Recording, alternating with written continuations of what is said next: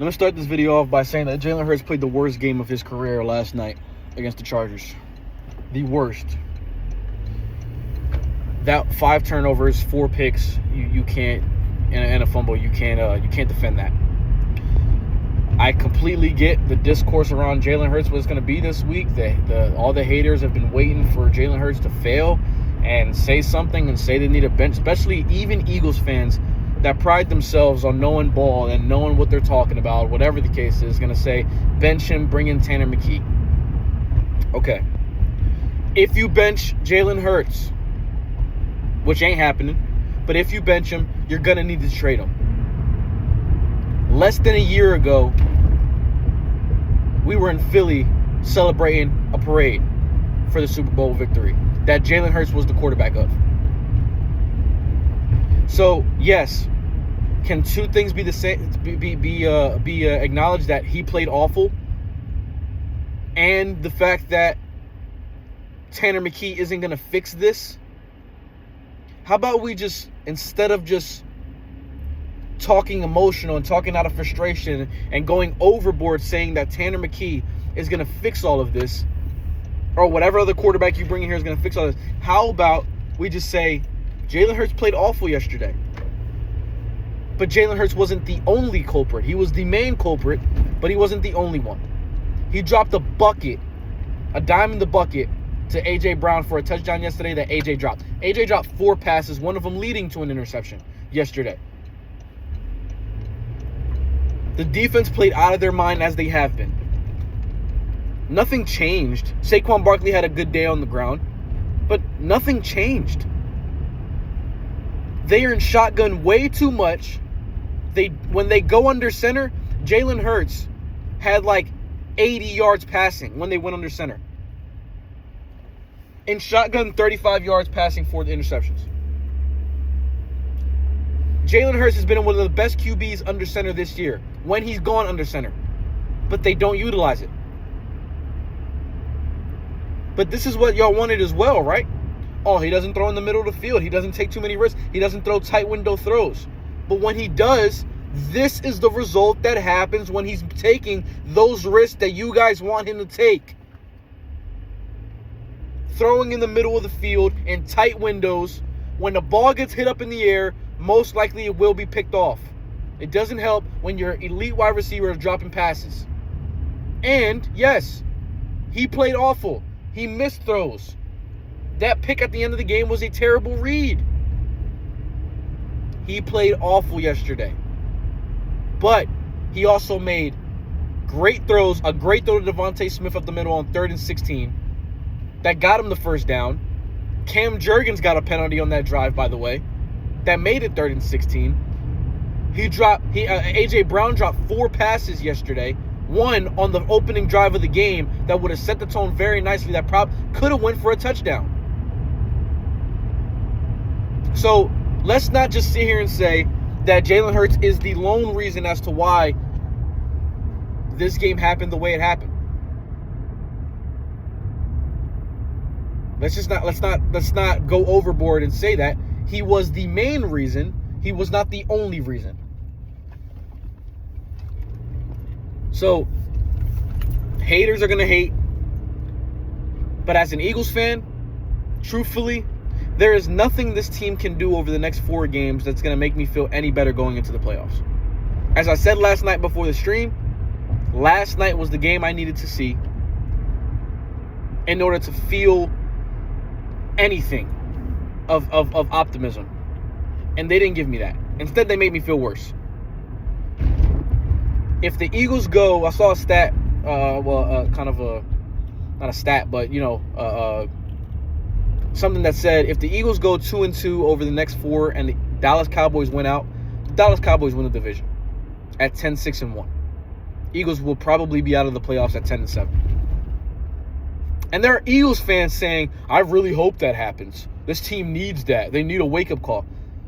Actively rooting for your team to not make the playoffs is what pisses me off about a lot of Eagles fans. It pisses me off. Because you can be upset that your team is not playing good football without wanting your division rival to make the playoffs because you want a wake-up call for your team. That makes no sense. Could I see the Eagles going 2-2 over the next 4? 100%. Now, they shouldn't. They should, at the very minimum, go 3-1 because you've got 2 games against the Commanders and 1 against the Raiders. You got Buffalo on the road, which is going to be a tough game. It's going to be a very tough game to win. But even if you go 4-0 in these next 4, 3-1, and you win the division at 11-5, or 12-5, or 11-6, you get into the playoffs and you host a playoff game against San Fran or Seattle or Chicago.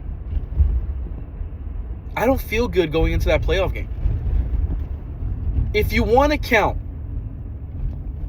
out of all the games, out of going into our 14th game this week against the Raiders, they have played good for only 3.5 games combined in those 13 games.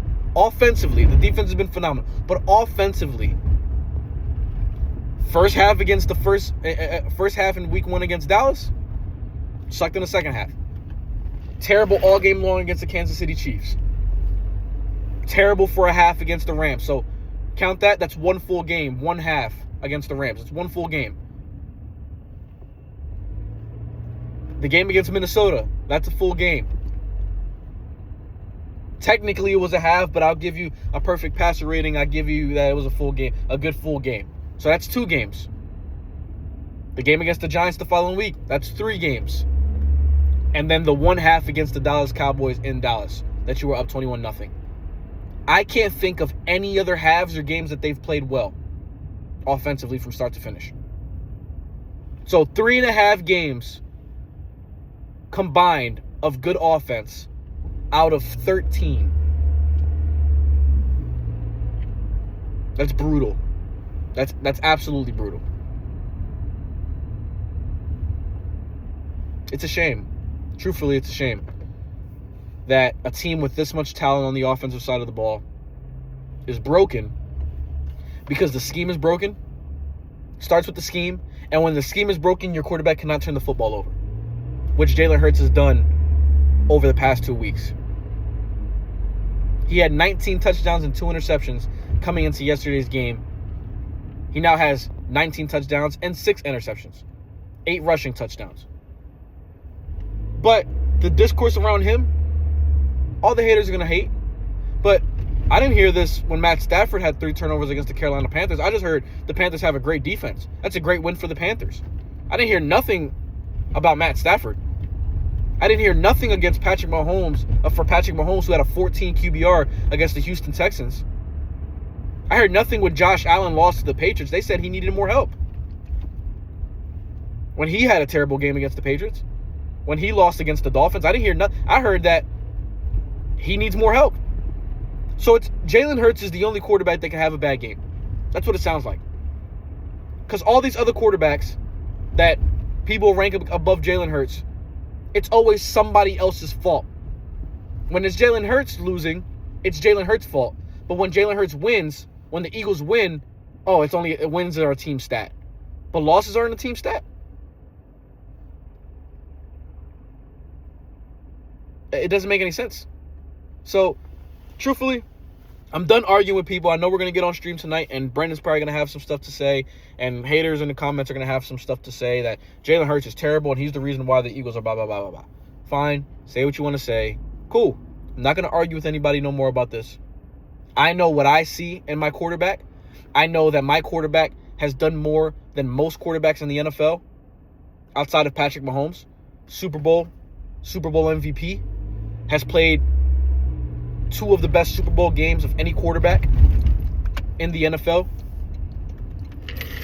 And, yeah, I mean, I know what I can get from Jalen Hurts with a competent play caller when he's not pressing and when he's not trying to force the ball because his scheme that he's going with gets no one open. So, we'll be on stream tonight, man. Tune in at 9 p.m. And, hey, whatever it is, go Birds.